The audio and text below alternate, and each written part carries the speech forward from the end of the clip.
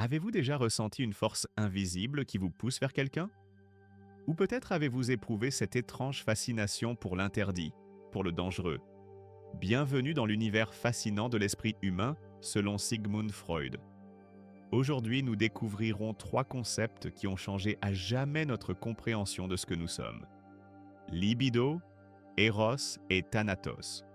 Préparez-vous pour un voyage au cœur de vos pulsions les plus profondes et mystérieuses. Imaginez qu'à l'intérieur de vous existe une rivière d'énergie qui ne s'arrête jamais. Une force qui coule constamment, cherchant à s'exprimer, cherchant la satisfaction. C'est cela la libido selon Freud, l'énergie vitale qui impulse tous nos désirs et actions. Mais voici ce qui est fascinant.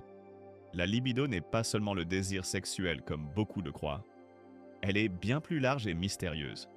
C'est l'énergie qui vous fait vous lever le matin, qui vous pousse à créer, à vous connecter aux autres, à chercher le plaisir et éviter la douleur. Réfléchissez. Pourquoi choisissez-vous du chocolat plutôt qu'une pomme? Pourquoi vous sentez-vous attiré vers certaines personnes et pas vers d'autres? La libido est comme un artiste invisible peignant vos décisions depuis les ombres de votre inconscient. Et maintenant, nous arrivons au concept le plus troublant et mystérieux. Thanatos. L'impulsion de mort. Avant que vous ne vous alarmiez, laissez-moi vous expliquer quelque chose de crucial. Thanatos n'est pas nécessairement destructeur au sens évident. C'est l'impulsion vers la quiétude, vers le repos, vers le retour à un état inorganique. Avez-vous déjà ressenti une étrange fascination pour les hauteurs dangereuses? Ou cette curiosité morbide quand vous passez devant un accident sur la route? Cette tendance autodestructrice qui vous fait parfois saboter vos propres succès?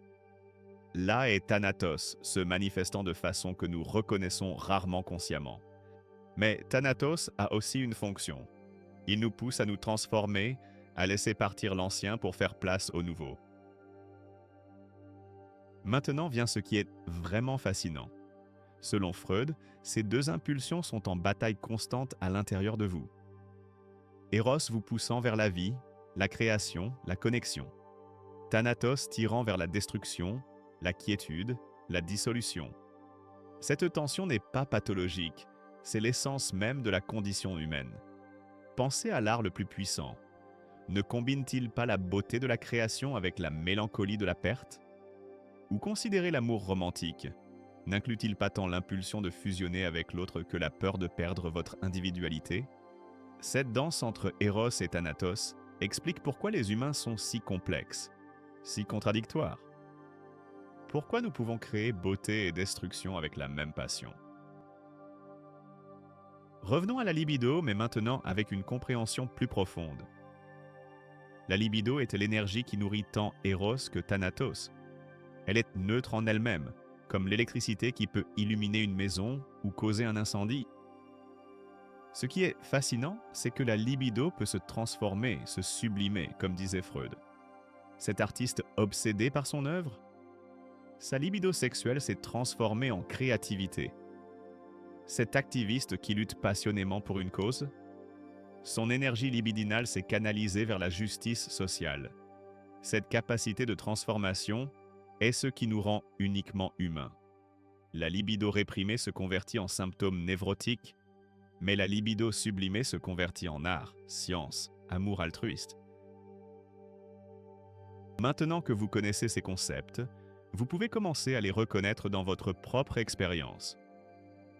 Cette sensation d'énergie que vous ressentez quand vous êtes amoureux, là est la libido coulant librement. Cette impulsion irrésistible de protéger vos êtres chers. Eros en action. Cette étrange attraction vers les situations risquées ou cette tendance à procrastiner sur des projets importants. Manifestation subtile de Thanatos. Il ne s'agit pas de juger ces impulsions, mais de les reconnaître. La conscience est le premier pas vers la liberté. Quand vous comprenez qu'une grande partie de votre comportement est motivée par des forces inconscientes, vous pouvez commencer à choisir consciemment comment canaliser cette énergie. Ces idées de Freud, bien que controversées, restent profondément pertinentes. Non parce qu'elles sont des vérités absolues, mais parce qu'elles nous offrent une carte pour explorer le territoire mystérieux de notre psyché. Chaque fois que vous vous demandez « Pourquoi ai-je fait cela ?» ou « Qu'est-ce qui me pousse vraiment ?» vous suivez le chemin que Freud a commencé à tracer. La libido, Eros et Thanatos ne sont pas seulement des concepts académiques. Ce sont des clés qui peuvent ouvrir des portes vers une compréhension plus profonde de vous-même. Et dans un monde où la conscience de soi est de plus en plus précieuse, ces outils freudiens restent étonnamment utiles. Rappelez-vous, vous n'êtes pas esclave de vos impulsions inconscientes. Mais vous ne pouvez pas non plus être vraiment libre tant que vous ne les reconnaissez et ne les comprenez pas. C'est le cadeau le plus durable de Sigmund Freud. L'invitation à vous connaître vous-même dans toute votre complexité fascinante et contradictoire.